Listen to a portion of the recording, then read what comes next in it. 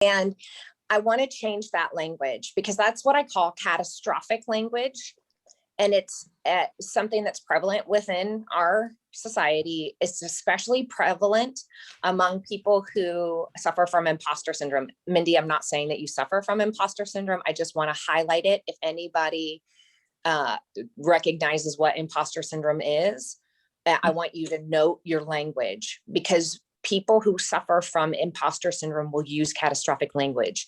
They will say, everything is ruined. This is a disaster. Oh my gosh, the world is coming to an end. No, there's nothing that happened just now that was a nightmare to me. A nightmare to me is losing someone to COVID. A nightmare to me is losing my child. A nightmare to me is being eaten by an alligator. My internet going down and having to take a pause in a conversation is not a nightmare. And so I want people to be really mindful. And I think this is really important when we talk about speaking confidently as business owners, that we are mindful of those things, because when I use that kind of language, and I have, it places doubt or insecurity or fear in someone else's mind, which is kind of the last thing that we want to do for folks. And so if I want people to be comfortable speaking, I can't refer to what just happened as a nightmare, because it's not. It's just the internet going down, which if anybody has lived on Zoom, right? I mean, I don't think I'm alone in this. And if I'm not alone, then I'm the first to go, and I'll be there to hold your hand when it happens to you.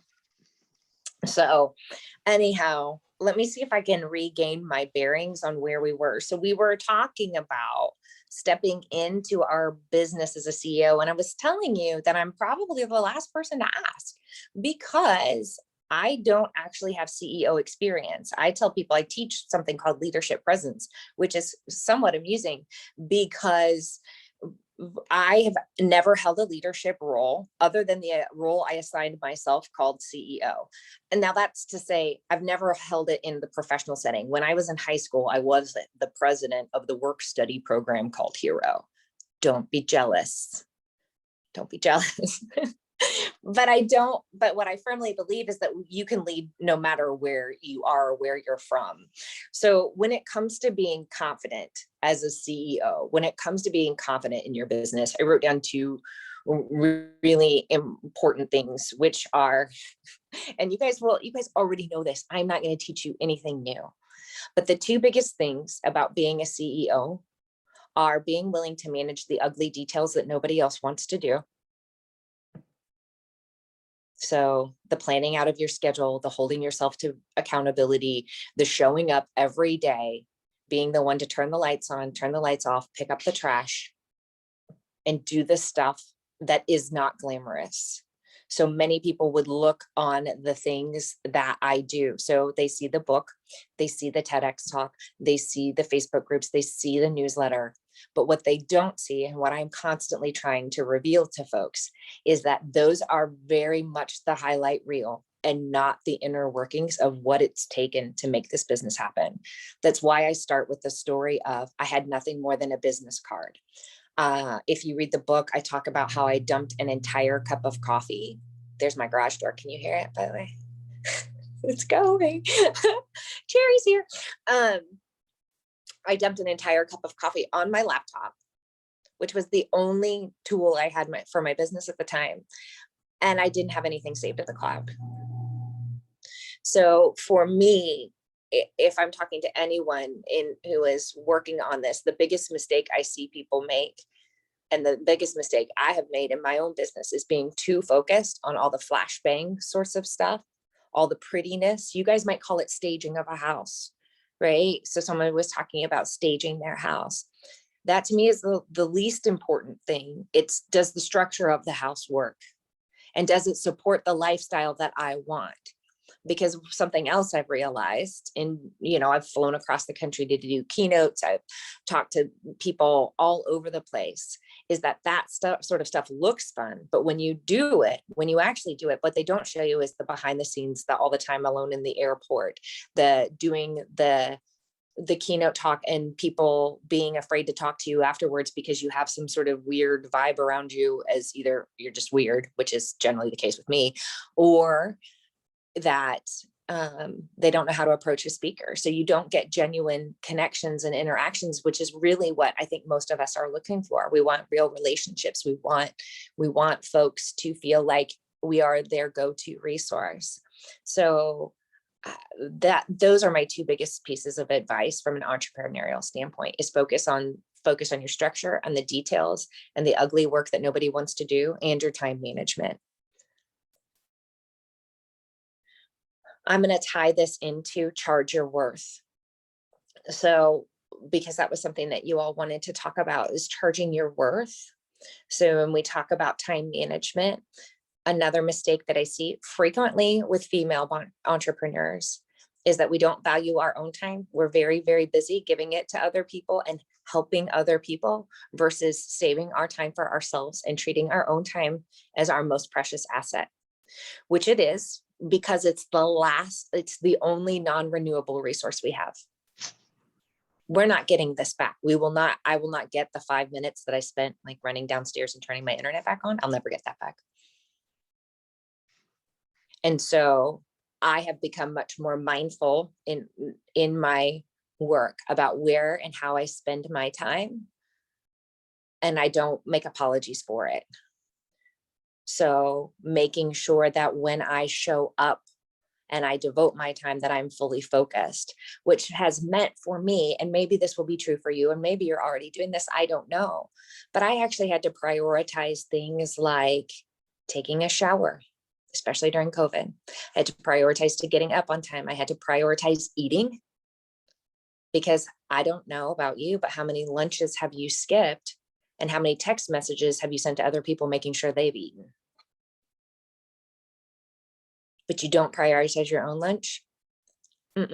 You are your biggest resource. If you don't take care of you, your business will not survive. So why would you starve it, overwork it, undersleep it, fill it full of crap?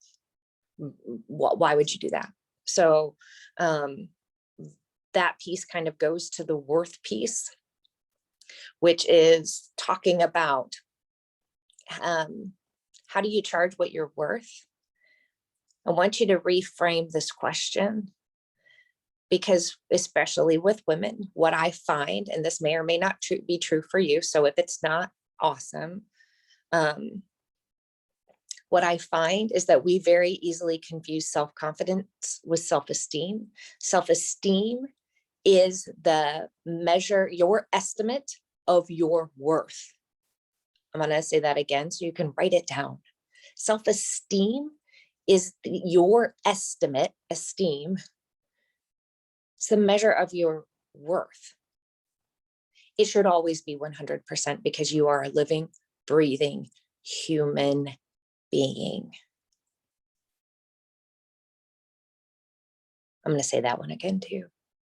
Always 100%. You are 100% valuable. Your worth 100%, because you are alive and breathing on this planet. Your self-confidence is your belief in your skills and our abilities to complete a certain task. I have self-confidence in spades when it comes to running. I have self-confidence when I speak. I don't have self-confidence in math, and that's okay. That's why I hire an accountant. That's why I do other things. I don't have to be confident in everything. I actually have to be confident that I can find the resources to help me out with the things that I'm not great at. Maybe like people hire organizers. It takes confidence to know that you're not good at something and to reach out for help. So when we talk about charging what we're worth, I want you to change the language around that. Charge what your services are worth. Because we get tied up when I say I got to charge what I'm worth. Well, if I'm priceless, dang, that makes it hard for me to price what I'm going to sell. I have a book that's worth a certain dollar amount. I have coaching packages that are worth a certain dollar amount. I have keynotes and workshops that are worth a certain dollar amount.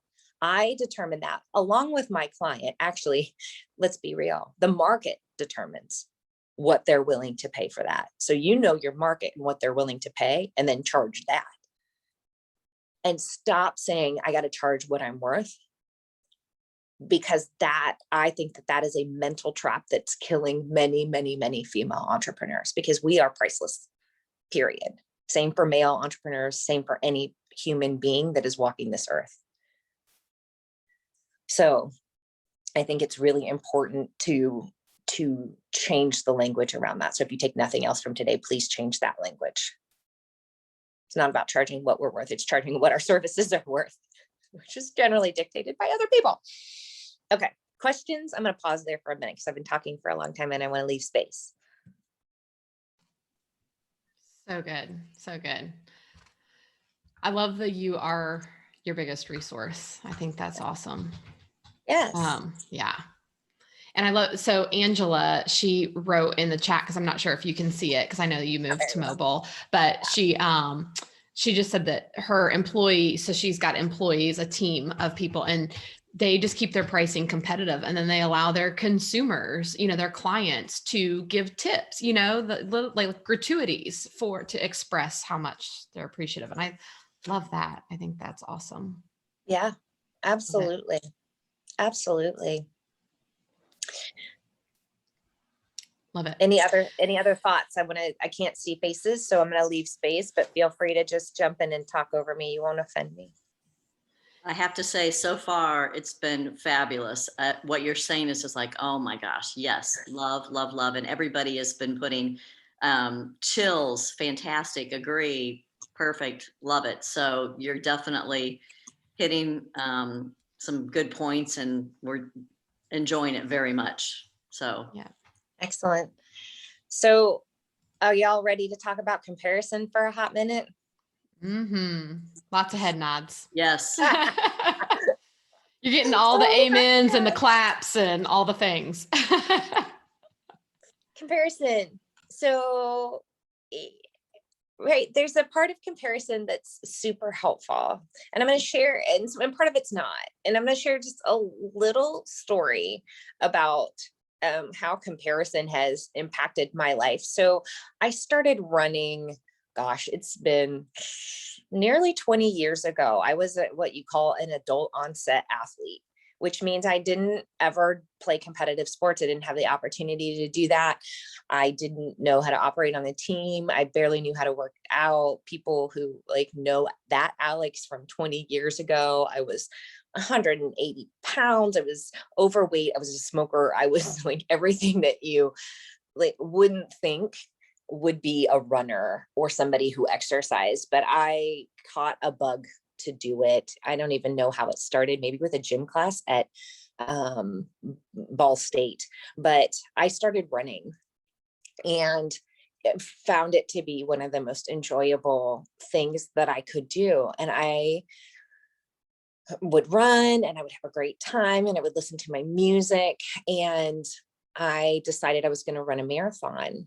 And I printed off, this was back when you printed off things off the internet like MapQuest. For those of you who have ever used MapQuest, I printed off a training program and I trained myself to run a marathon. And I remember being so incredibly happy that I ran this marathon, that I finished the marathon. I had this time in mind. And I was very naive about running because I didn't actually expose myself to any other runners. I ran pretty much by myself. I didn't have a coach. I didn't train with other people. And it was interesting because as soon as people found out I ran a marathon, they started asking me questions like, what were your split times? And I was like, what the hell is a split time? I don't even know what that is. What time? I barely understand what my own pace is. And I have to use the calculator on the computer because remember, math, not confident in math. I have to use a lot of tools to help me with math. And so anyway, I remember being introduced to all of these concepts of, well, where did you rank? And I was like, I didn't even know they really ranked runners. I just was excited that I finished a marathon. And again, I'm 23. I should probably know better, but I sheltered girl from Muncie, didn't understand. And so it was fascinating because what then subsequently happened was a period of about 13 years where I became extraordinarily competitive. in all things athletics, to the point too, I went on to complete 4 other marathons. I've done 32 half marathons. I have been the top woman in the state for CrossFit. I mean, thing after thing after thing after thing. I was like, go, go, go. Because I figured out that there was a way to compare and that the numbers mattered. But what I lost in all of that was the sheer joy of running and the sheer joy of exercising and being strong and feeling good about the work that I was doing. I lost all of that to the point of extreme burnout. And I was, by all accounts, so I went from 180-pound, smoker girl to 14% body fat, super fit, only eating certain macros, picture of what you would think fitness would be. And I was miserable because there was always this comparison. And so what I have had to do is undo comparison and stop looking and stop watching what other people are doing, because this is the one thing that I know. No matter how hard I work, no matter how hard I try, there will always be someone ahead of me and there will always be someone behind me in everything that I do. Even if I made first place, which I've only done once in all of that running, I've actually only made one first place thing. And that was only because there were 2 people in the division and I was first. That was the only first I ever got. And it didn't fulfill me like that first marathon did, because I did it for the pure joy of doing what I love. And what I know about all of you from the beginning of this call was that you guys do this organization because you love it. Because you love helping people make sense of their space, make sense of their work, make sense of their heads. That's why you got into this. You didn't get into this to be right? I mean, maybe you will be the top organizer in the state. There's probably an award for that. It's probably very shiny and you could put it on your shelf. And to me, it's like a TEDx talk. I am so proud that I did it, but I'm actually more proud of the people that I coach that get up and do the same thing. That brings me greater joy. I kid you not when I say my most comfortable place is sitting in the front row watching someone else do what I teach. My most comfortable place is being backstage to give the hug after someone has done what it takes to get up and do that, because I know what it takes. It's hard. It's super crazy hard work. So to spend time comparing yourself is crazy. Social media is a trap. And I think the more that we can say that to each other and reveal it for what it is a distraction. Someone is making money off of your time. And I'm not joking when I say that, because that's what advertisers are for. And that's why you bought those shoes off of Instagram. I know you did. Maybe you didn't. Maybe you're organizers.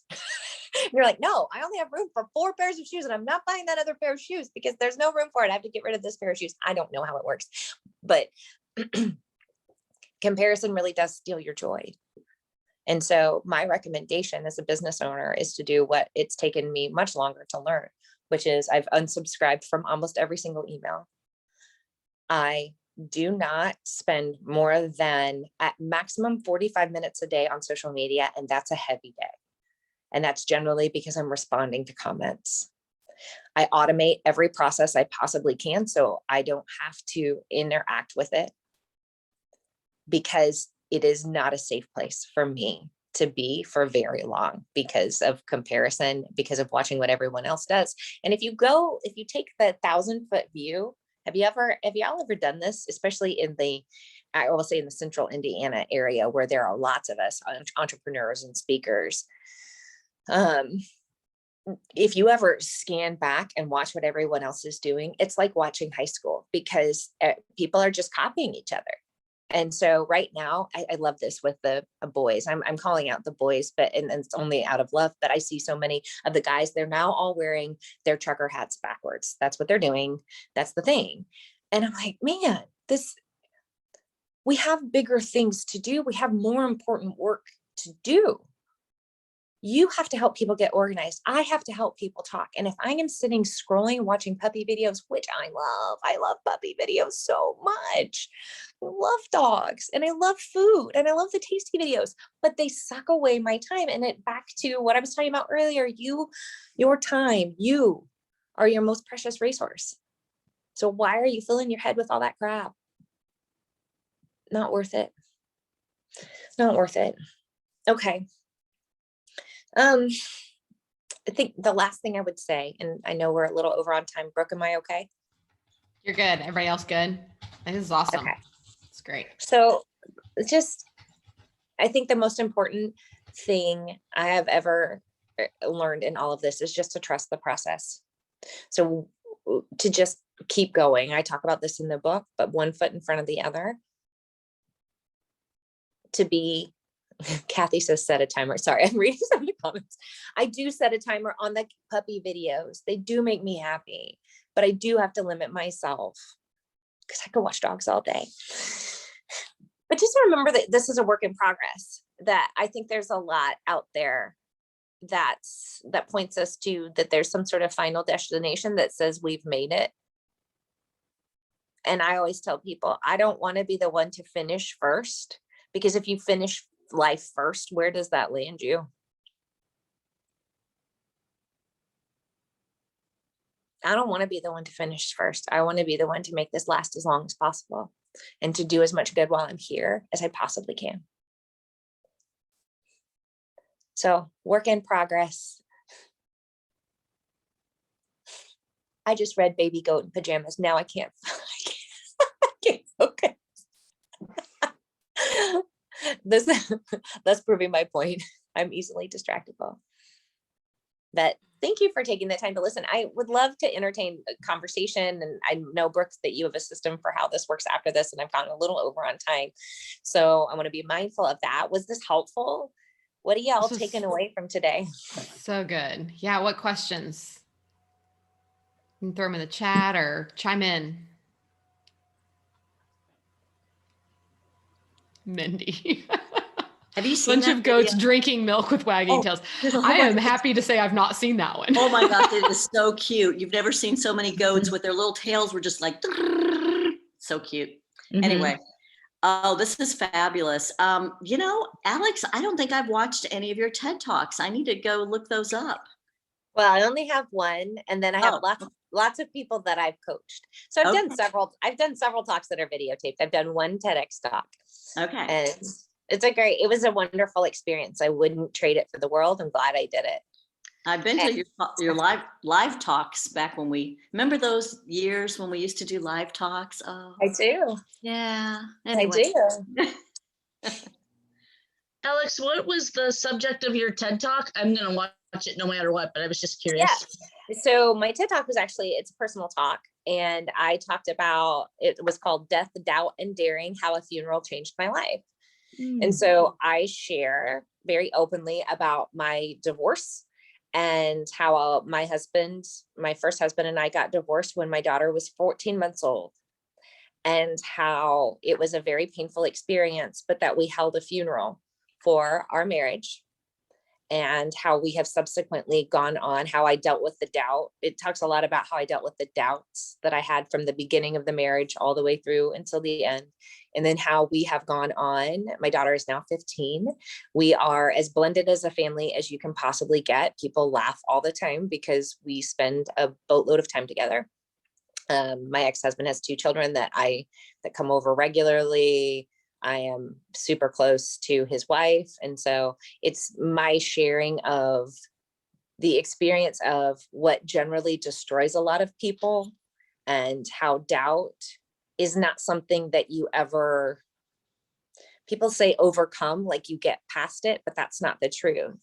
You keep moving through doubt. Doubt is always with you, but you keep moving despite it. Thank you. You're welcome.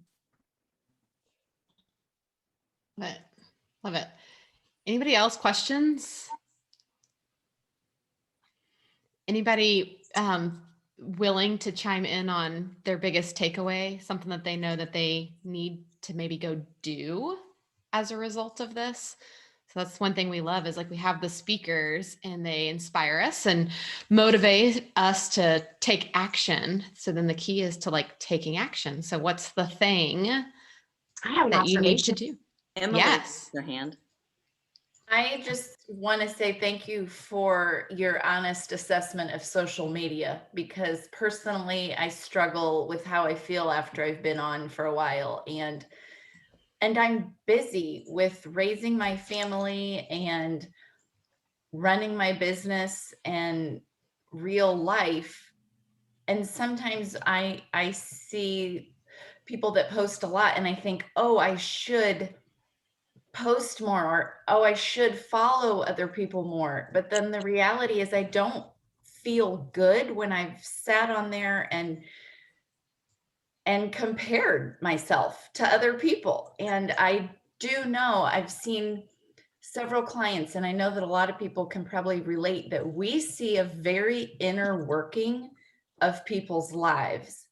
And I have been friends with clients, or, maybe they were a friend before they hired me, and I've seen the inner workings, and I know the person that I see on social media is very incongruent with the life that they're leading. And it just feels so inauthentic. So I just appreciate your assessment of that. And it makes me feel like I have permission to not worry about it. Yeah, you said a very important word, which is should. Mhm. And should is a shaming word. Yes. We use it to shame ourselves, and we use it to shame others. And so anytime that should word creeps in, and man, I have to fight this because it's a long standing contagious word, but that I should post on social media. Why? Is your business thriving and successful? Are you even building a business where it makes sense to post on social media? That's a thing I go back and forth with quite a bit. I use social media intentionally. I think if you can frame it as this is a tool, I use it as a tool. I have books to sell and people that I want to stay connected with. So I'm going to use it for that. But no, you are right. The call for authenticity will only become greater because we are seeing through and no longer believing what we see. We have to question everything. Thank you. You're welcome. Angela, I think you started to say something.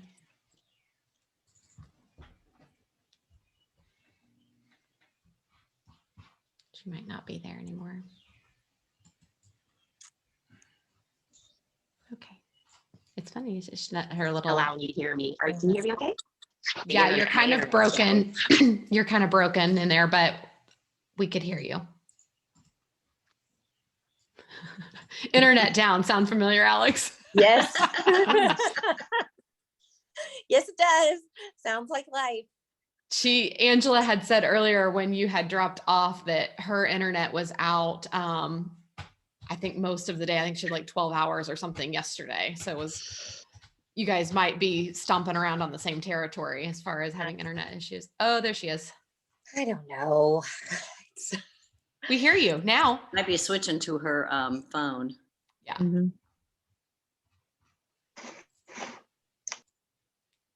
Well, I'll say something, and Angela, if it starts working, just talk and I'll stop. I'm going to mention two things. A couple of you I talked to about this, but on social media. One was I ran into a gal. Wait, she's coming on. Well, one of them was I ran into a gal who knows me, but I don't know her super well. And she said, "Oh my gosh, you are so successful. I can't believe how well you're doing." And I just looked at her and I'm like, "Really? So why do you say that?" And she said, "Well, you built a house." And I'm just like, "Oh, so that's why you think I'm really successful?" And she said, "Yeah." And I left to go to my brother's. And well, first, I guess I should finish the conversation I had with her. And I said, "Well, I'm doing okay, but, I had a really rough year last year. And anyone who knows me knows, I was not super successful last year. But I kept thinking, oh my gosh, she thinks I'm really successful. And I did tell her I've been working nonstop since I was 16, and I sold my home And so, I'd lived in that home for 22 years, so I made a profit on it. And so I can build a home.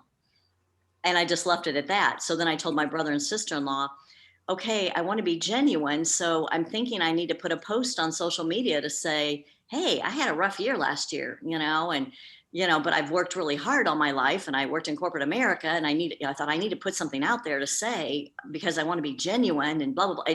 I see Cindy going, and my brother and sister-in-law said, no, you do not owe anyone just because they have this perception of you. But I felt like, but no, I need to be genuine. I want them to, and they said, no, you own a business. If they think you're really successful, that's on them. That's fine. It's their perception, number one. Number two, they might not understand because they are not successful and they've not been able to do well.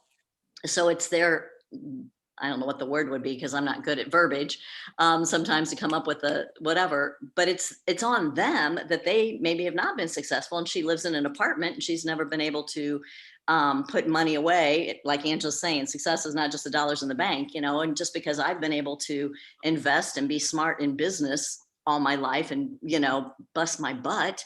And I've worked 2 and 3 jobs in the past. So yeah, I've done well, but it doesn't mean my business is like, oh, I'm making, 6 figures all the time. But it took my brother and sister-in-law saying, no, it's not your job to help people's perception. And then as I talked to different business people, they're like, no, you don't need to do that. So that was one thing I wanted to point out. I can't worry about everybody's perception of me.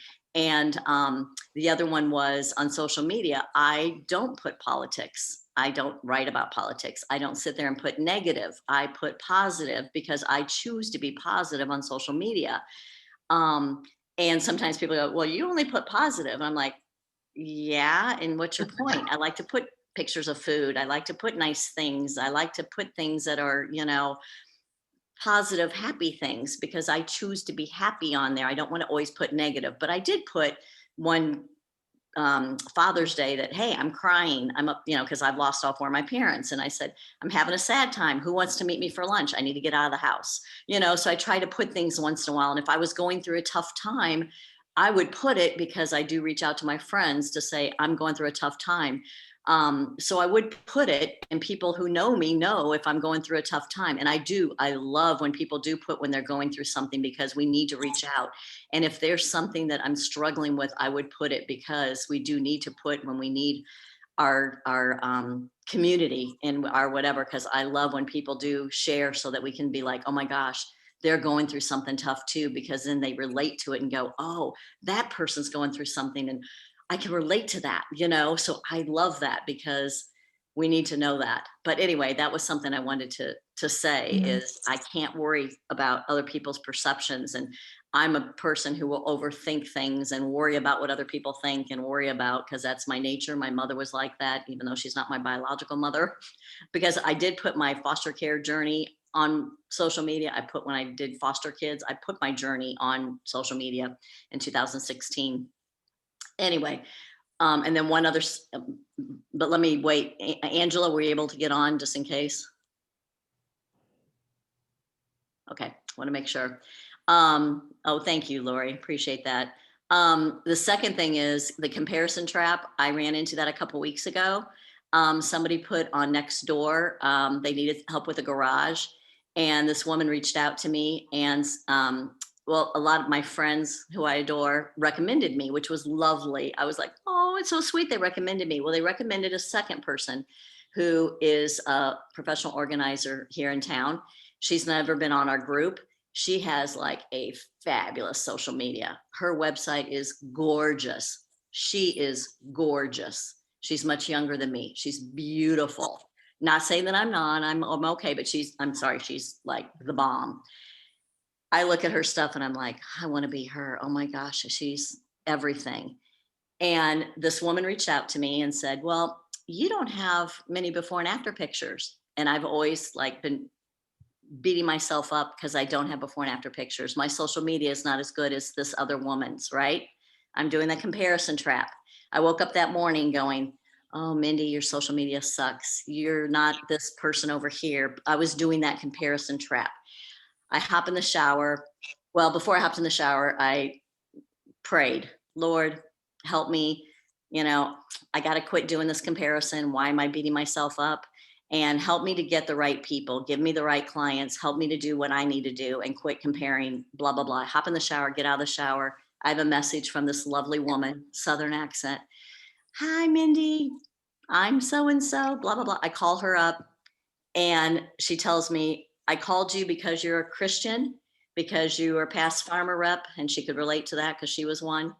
I call her up, and because she's mentioned the Christian part, I felt I could say this to her. I said, you know, I have to tell you that I was just beating myself up. I love that you reached out to me. And she said, I also called you because you don't have a lot of pictures and you didn't have a lot of that. And I like that you're confidential. I'm like, boom. And that week I got 6 new clients. So I'm like, oh my, I mean, I literally cried. So when you're beating yourself up and you think you're not as good as Jane down the street, just, you know, if you believe, pray. If you don't, just remember what Alex said. Stop comparing yourself. Stop, to trust the process. Everything that, you know, that Angela put in here too, this and that, quit beating yourself up. Angela said, you know, it's very true that comparison is what causes depression. Comparison is what everything that, you know, Alex said, it steals your joy. So I just had to share those 2 things. Done. Can I add something to what you Oh said? gosh, Mindy? yes. So because you say it, you've said it frequently, which is stop beating yourself up. I want to shift that language to start talking to yourself how you would talk to other people. So head trash is prevalent, especially among high achieving women, which, you know, with the exception of Greg, he's a high achieving man in this room, right? We're all in that role. And so the incidence or likelihood that we're going to spend time mentally beating ourselves to death over things or overthinking things. I talk about this in the next piece that I did with Minivan Mogul, which is maintenance required. Overthinking is a sign of lack of confidence, and negative self-talk is a sign of lack of confidence. So shifting our self-talk around what it is that we do have, what it is that we do want, what we do like about ourselves. And we're not used to doing that. We're used to, let's attack our weaknesses. I gotta push harder. I gotta work harder. No, actually you don't. You really don't, because when you let go of that and you recognize that Mindy has a place, so does whatever other organizer that has the shiny pictures, she has a place and she has her people, and that we can all have our people, and then that's okay. It's a beautiful place to aspire to be and to work toward. I don't always live there, but head trash is real and it leaks out into our language. And when we, as business owners, reflect that and people hear it, it shakes their confidence in us. So if you find yourself saying out loud the things that you're saying in your head about yourself, with the exception of saying, I joke about being bad at math. I don't actually just joke. It's true.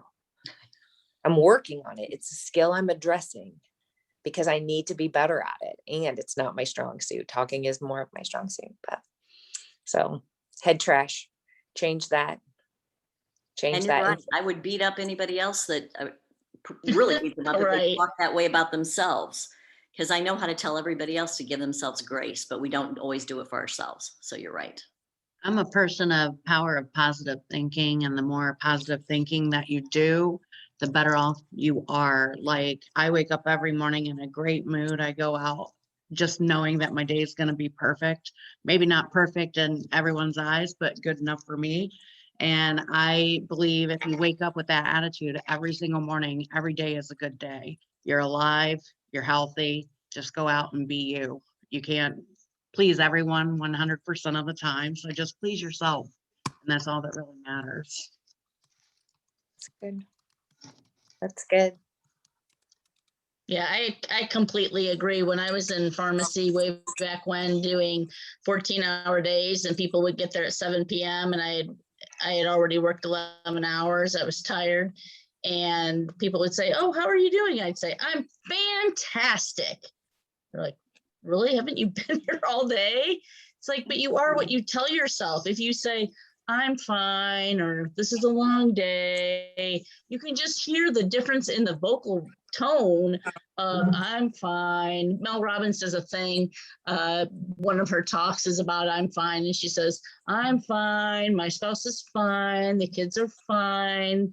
Like, just hear how that sounds to you when you say that versus I'm fantastic. And then you just instantly feel better.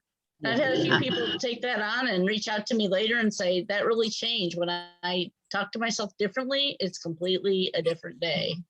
And I'm always like, I'm great. How are you? Like if you present it to somebody, it puts them in a better mood as well. Mhm. So Yeah. So true. Love it. I know better. I just every so often. We all do, Mindy. We all do. Well, I think there's a place in the space that says there's room for both. So I am not a fan of what I consider to be black and white thinking, which says there's a right way and a wrong way, a yes and a no, a this or a that. There's more than one option. So let me tie this to social media. I think there's this space and a place to share vulnerable things on social media. I do it frequently. If you're in my minivan mogul group, and if you're not, I'd love to have you. I share openly about my struggles. I share openly about my wins. I share all because it is all. Now, I don't share my bikini waxes. I don't share, I don't pull out like my dirty underwear for you to see. That's like, I have a personal limit. But I do share that not everything is rosy sunshine. And I don't always have fine days. I think context matters. I do believe that like the tone, I love that somebody brought up tone, that when you say that's fantastic and you do it in a tone, it really does physiologically have a change in you. It does. And so does smiling. A genuine smile will change your physiology, as will your posture, as will your walk. And there are times where you just can't do that. So I don't think it's an either or. I think it's a recognition of how you really are in that moment and then being truthful to it. So if you have spent 11 hours in pharmacy and you've been yelled at by 17,000 people and you really feel like crap, I'm not a big fan of you covering that up. I'd be like, it's a really hard day. Do you have a minute to listen to me? Because it was a hard day. That to me leaves space for both things to be true. I think we forget that two things can be true at once. We can be positive and we can have crappy days. We can like have head trash and still fight our way out of it. And so I like to add that color to this particular conversation, because there is a real thing called toxic positivity that we all go, really? You can't possibly be that happy all the time. You can't. Although I kind of believe Joel Osteen is, if anybody watches Joel Osteen. I'm like, that man never stops smiling.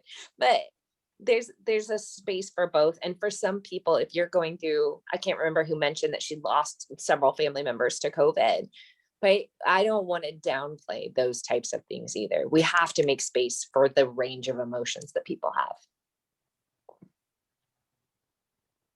have. And now I just made the room quiet. That's really good. I mean, I feel like I have a whole notebook already full of all the graphic quotes I need to go make and put on my pretty in social media Instagram page. Now I just have to remember whose name to put next to them. I just wrote good quotes and have a whole list, Brooke. Literally, I do. I'm like, it's so good. Don't worry, I'll tag you in them. I was thinking the same thing. I'm like, oh, let me use Alex quotes. Alex may or may not respond. Depends if you fit in her 45-minute block of time on social media that day. Yes. Who's been lengthy in my DMs? It just depends. But it's true. You could time that on your phone, organizers. You know this. You can set it up like you do for your children. If you do it for your children, I treat myself like I'm my kid. I'm like, okay, time to be off social media. Dang it. Go find something else to do with your bored self. If you think about it, I always equate it to smoking too. I spent a lot of time smoking and I was like, I don't have any time smoking. And the social media, same thing. I don't have any time. Really? dang it, it's amazing what you can do with that 15 minutes. It's amazing, right? You can make on Canva all the quotes that you want to share on social media and then load them into Hootsuite and forget them. Yep.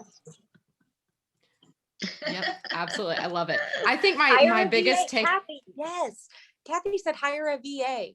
Yes. Yes. Hire people. Delegate. Yes. Reclaim Yeah. that.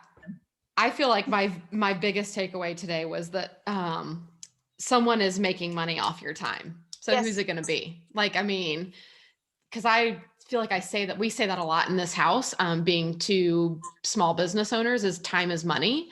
And so we try to be smart about the things that we can do them. We can all do all the things, but should we be doing them? And so I love that, even like from a social media perspective, because there's a lot of times I get on social media with a really good intention to go look at something for a client or whatever. I'm doing research, I'm gathering information. And then before you know it, you're in like the black abyss, like the black hole, scroll hole. It's like, Scroll hole. Scroll. That's awesome. That's so true. I really feel like though. I should trend that as a hashtag, scroll hole. You should. But it is, because before you know it, and I will literally put my phone down because I like get convicted in the moment. And I put the phone down. I'm like, what the hell did I just pick the phone up for? I didn't even do the thing that I picked the phone up for to begin with. And so it is like, and we have to be our own accountability, which is hard. I think that's really hard. Being the CEO of your business is holding yourself accountable, because especially as women, we will very quickly put our own self on hold to go help somebody else. And I think as organizers, we probably all do that because we are in a servant role. So anyways. Well, yeah. And let me point out, when we say go help somebody else, many times what we view as helping is doing for and not teaching how. Yeah. And that's something that I have had to learn over and over and over again, is that I am much more effective if I can teach someone how to do something instead of doing for. So I've been asked on many occasions to write for other people, to write their talks, to write their social media, to write their newsletters. And I will not do it because I would much rather teach you how, because that's more empowering to you and it's freeing to me. We think it's the opposite. Oh, they need me. They need me because they can't do this for themselves. But the truth is that the relationship, we'll always need the relationship with each other. Like, I don't ever want to lose Brooke because I value the relationship. She brightens my life. She makes me smile. She puts positivity in the world.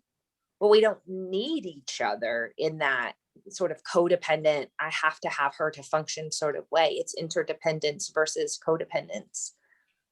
And so I think that's something to watch for in business as well. It's been a really slippery slope for me because I think it's a skill that we don't talk about enough. And that, especially as moms, you know, you're like, oh, I need people to need me. I'm so used to people needing me. I don't even know what to do if people don't need me. And then you're like, oh crap, they don't need me. I can do the stuff that I wanted to do. It's amazing.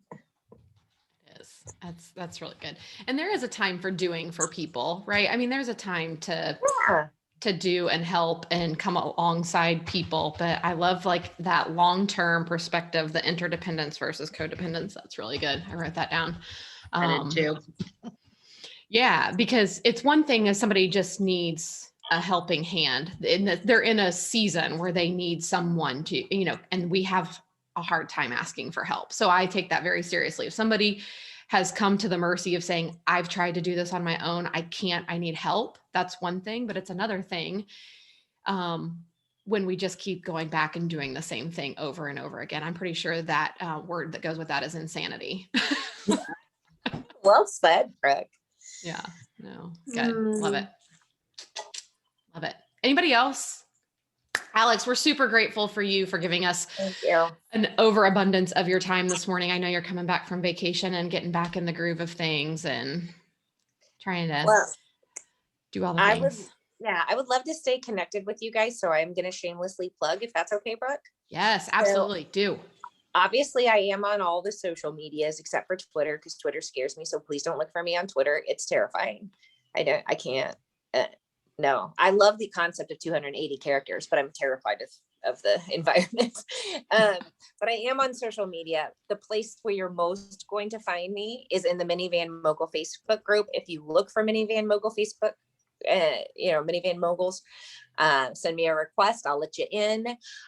If you're interested in more of the communication aspect of the work that I do, I highly recommend that you sign up for my newsletter. It comes out every Friday morning at 5:45 a.m. I try to very hard not to make it spammy. I will not like inundate your inbox. Sometimes it's going to sound weird. It's because I'm still learning. But I would love to have you sign up for that. You can go to my website and do that. Or if you want to give Brooke the email address, she'll send it to me and I can plug you into MailChimp. I'm just that fancy. So, and otherwise, I'd love to stay connected with all of you. Brooke, it is an honor and a privilege to be able to spend time with all of you. You guys have a fantastic group. And I just really appreciate. And hey, friends, we're giving away this copy of her book. yes. So I will do that, and I will throw it. I'll throw it out in our Facebook group. I'll do the drawing, a live drawing on it. Maybe I'll wait till my kids get home and let them help me do it, because that's always so much fun. I love it when they're a part of that. So anyways, and it's autographed, and she sent it to me, and it's super fun, and it could be yours. It could be yours. All right. It could be yours, and it's great, and it's an easy read. I mean, seriously, it's somebody go on vacation so that you can devour the book in like 2 days. It's great. I designed it for the busy mom. The stories are short, the takeaways are clear, and it's supposed to be able to fit in your bag so you can read it while you're at Target. Yep. Love it. In the bathroom. Yeah, in the bathroom at Target while you're alone. And if it wasn't weird to have your snack in there, you'd have your snack in there, but it's weird to have a snack in the bathroom because that's just weird. We don't do that. It's fine. Get your Starbucks. It has a little hole. Yes. All right, ladies, take care. I hope we stay connected, and thank you. Thank you so much for your time today. Alex, thank you. Yep. you. Thank See ya. you. Bye, friend. Bye. Bye. Oh, she's so good. Love her. She's awesome. I hope everybody enjoyed it. That was amazing. Yes. Thank you so much for snagging her. That was like awesome sauce. Yeah, she's great. She's a great human being. She's doing good things out in the world, and I love that she challenges us to be our own authentic self and not carbon copy of somebody else. Yeah. So fun. So, okay. So I have got to wrap us up. Cause we always promise to try to get you out of here a little bit early if we can and spare the middle of your week. So I know, has everybody seen out in our group on Facebook kind of chitter chatter back and forth about NAPO, who's doing virtual NAPO, all the details about Mindy is being so kind to host next Tuesday. So Mindy, I'm going to let you